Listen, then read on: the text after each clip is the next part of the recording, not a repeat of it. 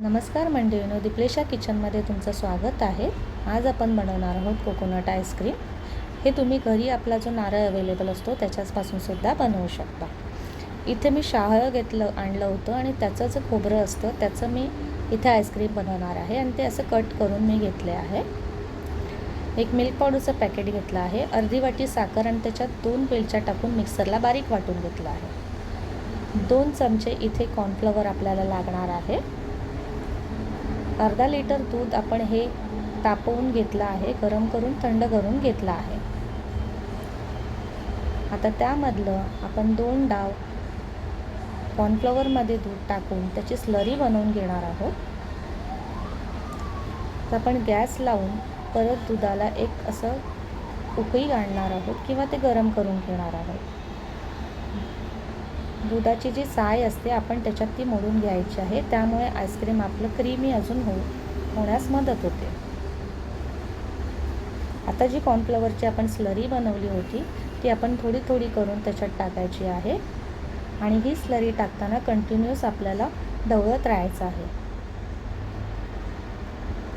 Gas slow करायचा। कॉर्नफ्लॉवरची slurry टाकल्यानंतर बघा आपलं दूध एकदम असं घट्ट झालं आहे, तुम्ही बघू शकता। आता त्यानंतर आपण त्याच्यात टाकणार आहोत पिठी साखर।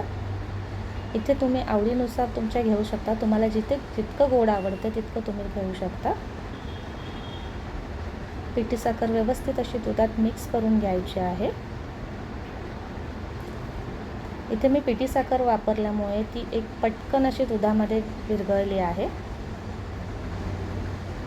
त्यानंतर आपण त्याच्यात टाकणार आहोत मिल्क पावडर। इथे अर्धी मिल्क पावडरचं पॅकेट आपण टाकणार आहोत, पूर्ण नाही टाकणार आहोत, अर्ध्याच पुरवून ठेवणार आहोत पुढच्या रेसिपीसाठी। व्यवस्थित मिक्स करून आपण घेतलं आणि आता गॅस बंद करून हे थोडंसं थंड होण्यासाठी ठेवून देऊया। तोपर्यंत आपण हे जे नारळाचं खोबरं आहे ते आपण थोडंसं मिक्सरला बारीक करून घेणार आहोत। एकदम त्याची पेस्ट बनवून घ्यायची नाही आहे, एक कोर्स ग्राइंड आपण करून घेणार आहोत आणि त्यामध्ये आपण जे उरलेलं मिल्क पावडरचं पॅकेट होतं अर्धं ते आपण त्याच्यात टाकणार आहोत। ते टाकून आपण त्याला एक कोर्स ग्राइंड करून घेऊया।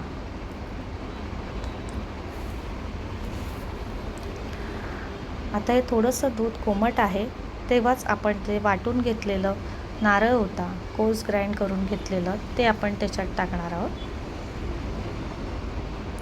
ते टाकून व्यवस्थित असं मिक्स करून घ्यायचं आहे आणि थोडं थंड होण्यासाठी बाजूला ठेवून द्यायचं आहे।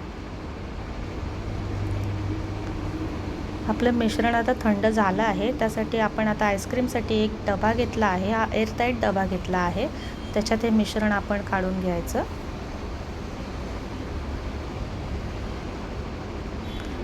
आणि ह्याला झाकण लावून आपण 2 ते 3 तासासाठी फ्रीझरमध्ये सेट करण्यासाठी ठेवणार आहोत। 2 ते 3 तासानंतर बघा आपलं आईस्क्रीम मस्त असं तयार झालेलं आहे।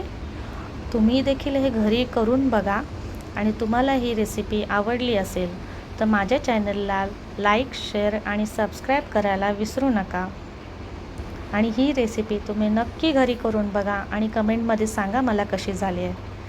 ही रेसिपी बघितल्याबद्दल थँक्यू।